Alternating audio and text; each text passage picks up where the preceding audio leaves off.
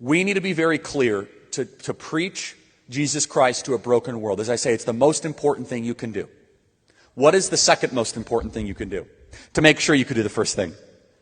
I spend my entire life on number 2, and I spend some time on number 1. As you can tell, I try to bring people to Christ every single day.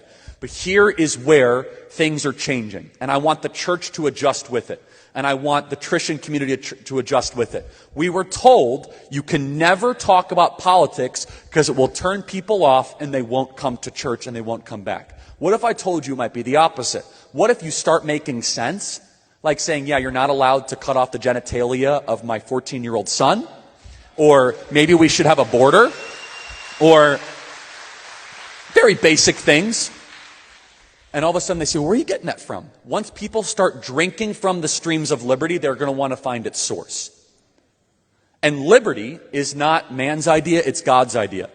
You see, we believe, I've got my great hype man back there. I'm going to take him on tour. This guy's great. I know the Pentecostal in here. I see this great Catholic priest here. I think I do. He's like, what is this? Someone wrong? Send in a medic. What is going on here? Everybody, it's incumbent on us as Christians to care about what happens outside of our walls.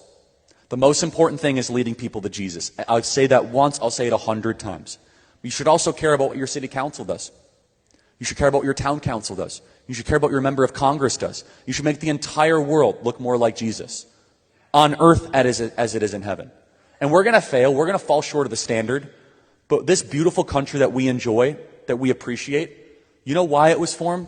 It was formed because Christians decided to break outside of the walls. It was formed because Christians decided to say, you know what? It doesn't just matter what we do in church. It matters what we do outside of church. Jesus called us to be salt and light. What does salt and light have in common? They change the environments they come in contact with. They don't conform. They don't affirm. They transform what they come in contact with. My question for you, and we'll close with this. Are you transforming the environment you come in contact with? Your place of work? Are you transforming your family? Are you trying to make it more Christ-like? Are you trying to lift people up? Are you trying to reject evil? It says in the Psalms, Psalm 97:10. Someone in this audience is probably going to say in the Q&A, Charlie, I got it all figured out. Jesus is coming next Thursday, so all this stuff is fine, but you don't have to worry about it. I say, look, I'm not going to get into eschatology. I know some people care about it, whether you're, pre-trib, post-trib. I happen to be pan-trib. It's all going to pan out in the end, right?